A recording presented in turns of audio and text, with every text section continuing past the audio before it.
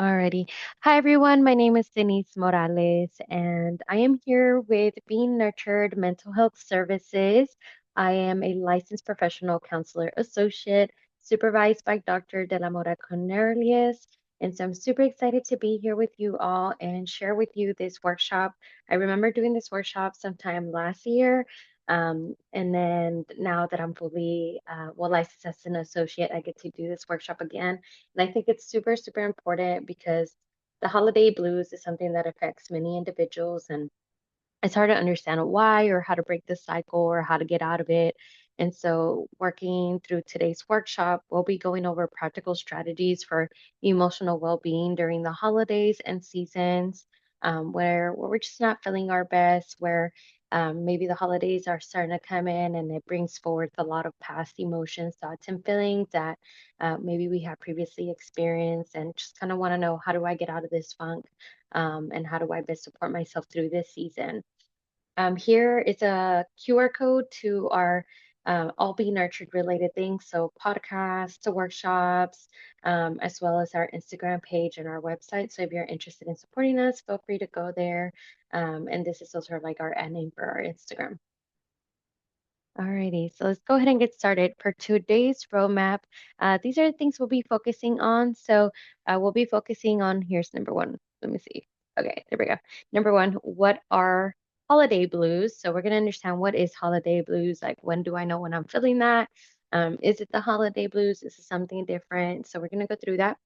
And then contributing factors. What are the contributing factors to us feeling the holiday blues?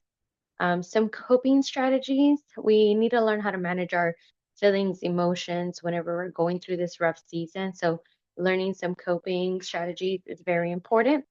After that, we're going to do an activity. Sorry, let me do it after your screen. So, we're going to do an activity, which is our vision for the season. We have to put forward intentions of how we want to feel. Because a lot of the times, we get to think about, oh, this always happens and it's always the same thing. We are also responsible for creating part of that joy, part of that boundaries, part of that intention of like, well, what am I going to do when this issue arises? What am I going to do? And then finally, we're just going to Q&A and close out for today's workshop. So if there's anything you need, please put it down in the chat.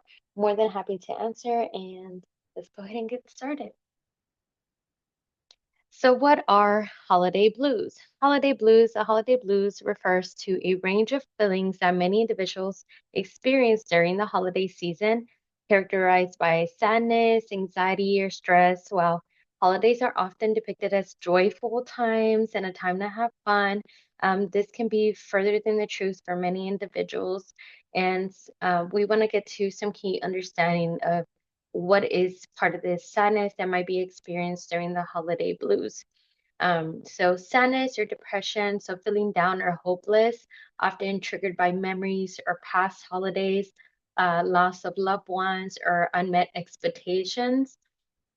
And I felt like for me, when I used to get the holiday blues, it was definitely under sadness. So like feeling like, oh, I'm getting left out of activities, or like I'm working, but everybody went ahead and already opened up all the gifts and I wasn't even there.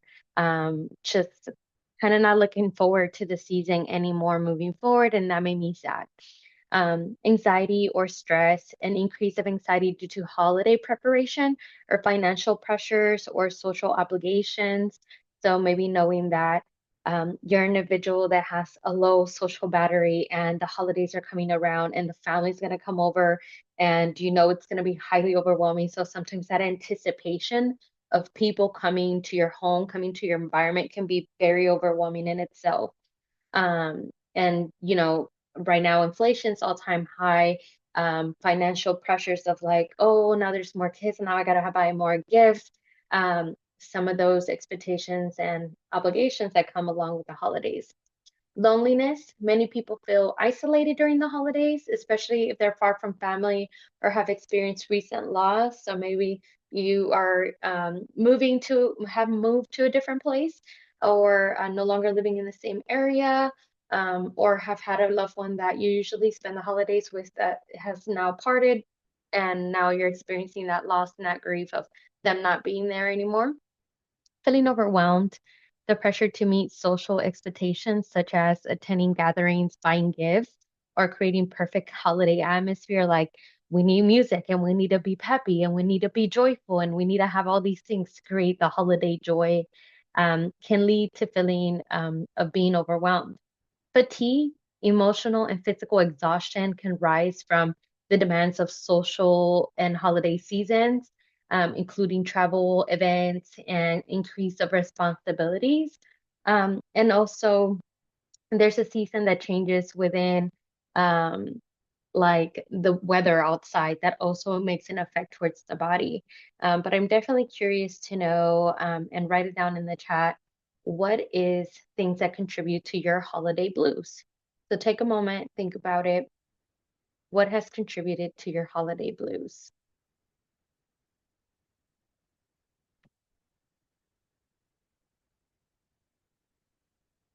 And if you want to talk it out, that's fine too.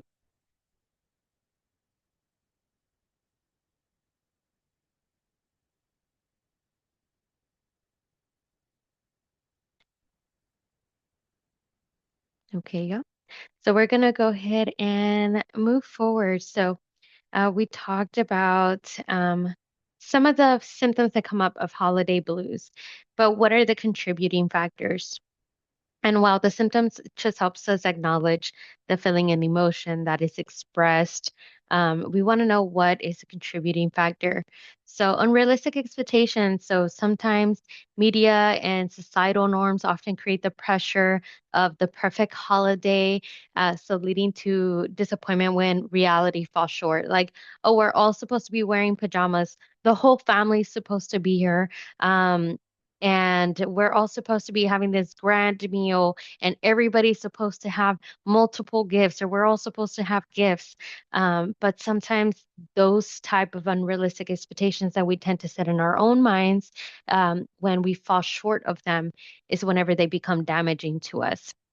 And so we need to also be having a one-on-one conversation with ourselves, like what is our reality? What are we able to do with the things that we have? Financial stress, as we spoke before, the cost associated with holiday gifts, travel, festivities can contribute to the feelings of anxiety. Loss and grief, the absence of loved ones, we talked about that one, whether due to death, estrangement, or distance, can be particularly acute during this season, and amplifying the feelings of sadness during this time. And then family dynamics. So, interpersonal conflicts or strained relationships can be highlighted during family gatherings, leading to stress and discomfort, like, oh, so and so is going to be there. And I really don't even want to be looking at them. Like, I already know the way they're thinking, the way they're feeling, or they're going to give me the cold shoulder. And so, we're kind of already foretelling the narrative of what's going to happen in these social family dynamics whenever we get there. Seasonal affective disorder, which is abbreviated as SAD, SAD, which is the reduction in sunlight during winter months, can contribute to depression for some individuals, kind of like a chemical imbalance. And so it's important to know, like, am I having, what is my contributing factor to my holiday blues?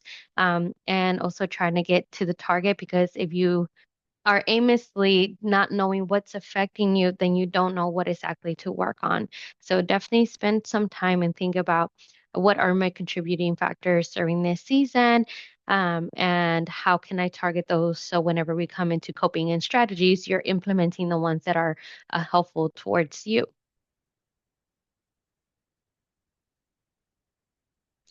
So, what are coping strategies? Here are coping strategies is mindfulness techniques.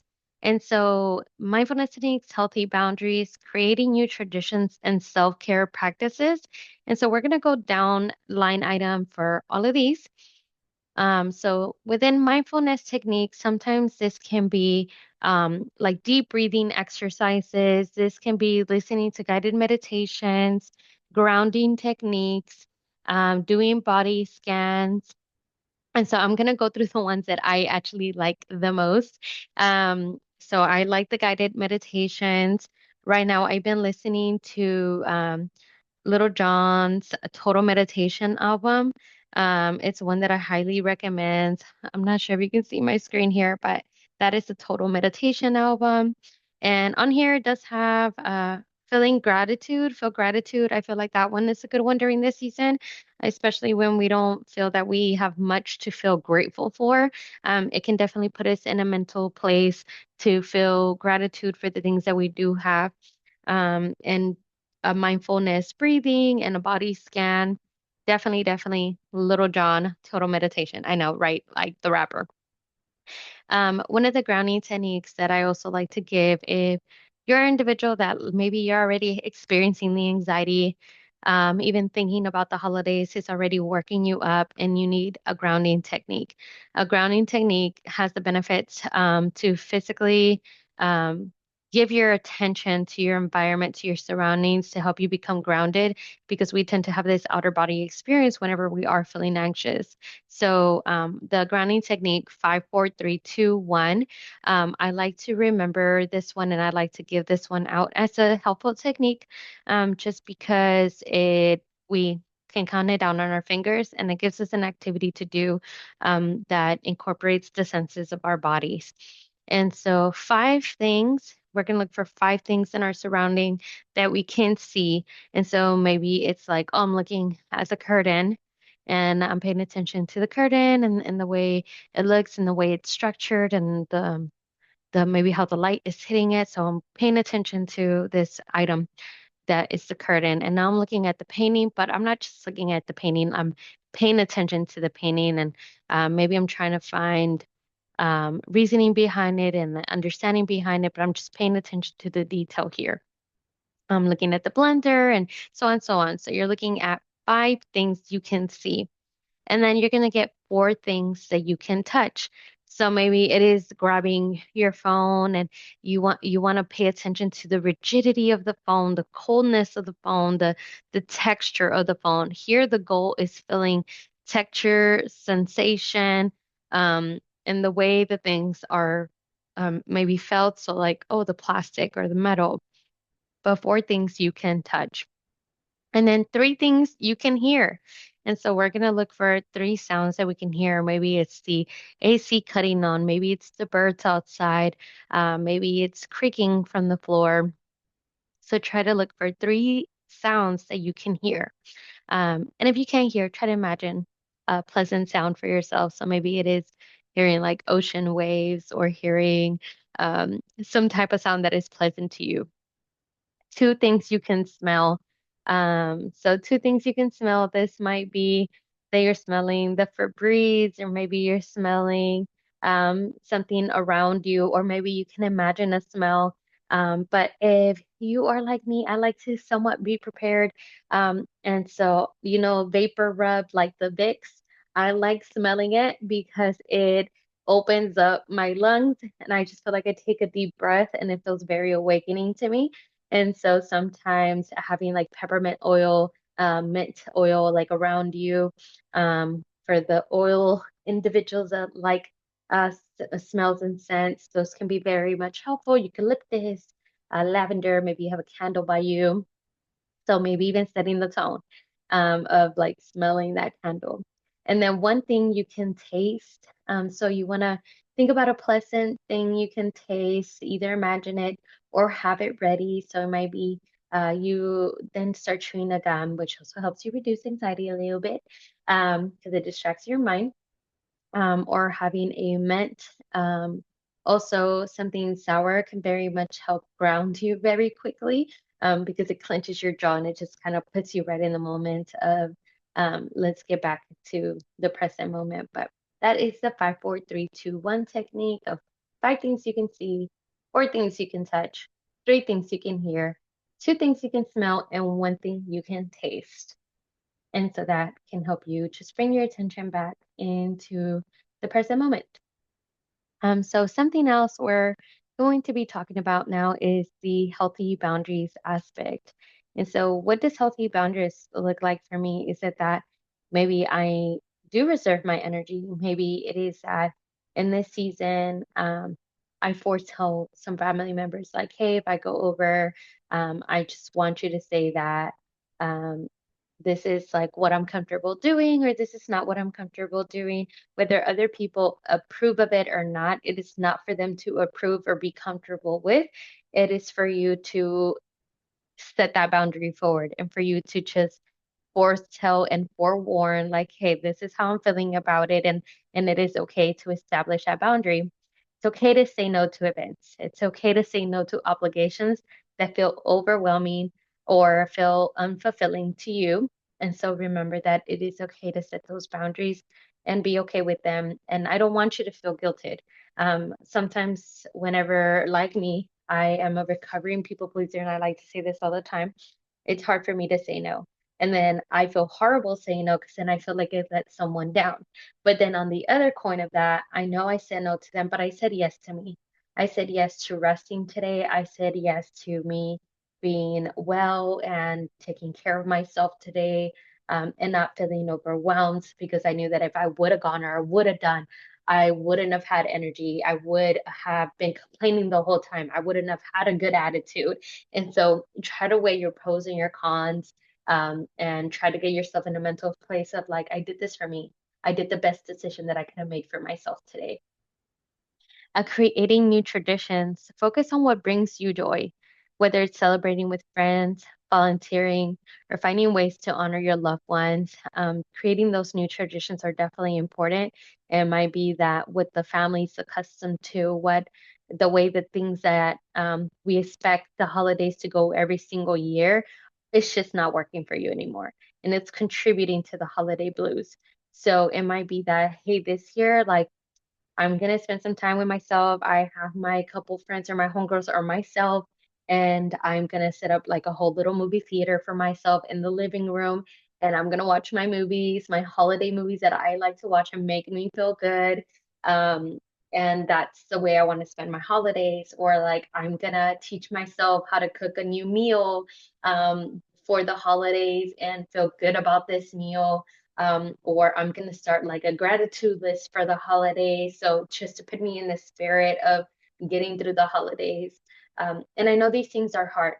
I want to acknowledge that it's hard to get out of a routine that we've have had for several years and get into a mental space of like, how do I get out of this funk? But it is doable. And I do want you to feel encouraged to feel that, okay, this year, like I'm just going to try to rewrite the script, whether it sticks or not, whether it's successful or it's not successful, like I tried. So I want you to try for yourselves. Self-care practice is very important. And so prioritize your well-being through activities that bring you joy, relaxation, and fulfillment. So it might be that you do want to go over to the family because you want to put forth that effort of being there with the family, but usually maybe you sometimes get overwhelmed. So maybe before you go over there, or maybe depending how you start that day, you're practicing mindfulness techniques. You're going out for a walk just to get that adrenaline out. Maybe you're forth planning a little bit different days before. Maybe you are coming home, or maybe you're setting the cutoff boundary of like, hey, after 7 p.m., like I'm leaving back to my house, I'm going home, and I'm gonna relax however X you like to relax. And you're taking that time to yourself to care of self. So remember to practice those self-care practices that can really help you just go back to yourself and not get overwhelmed. So those are some coping strategies. And definitely the power of Google is everything these days. There is definitely many ways in which we can find ways to cope through the holidays. So our activity, this is an activity I would love for you to practice. Go ahead and pause this if you feel like you need to read through this, but I want us to do an activity of our vision for the season. And so you can draw, you can write, but set your intentions for the season. How do you want to feel? And down here, I just did like a little writing prompt, but I really want you to put in the mental space right now of, okay, how has my previous holidays been for me? What is it that I am tired of about these holiday seasons? Or what is it that I no longer want to experience about those seasons? Well, what am I going to do? to try to make something different of that season. And so, like, here I just put a writing prompt, and I'll try to tell you a couple other writing prompts as um, we do this activity. So, during the season, I want to spend my energy on what truly matters to me. I would do this by focusing on blank. So, what are you going to focus on? And letting go of blank and allowing space for blank.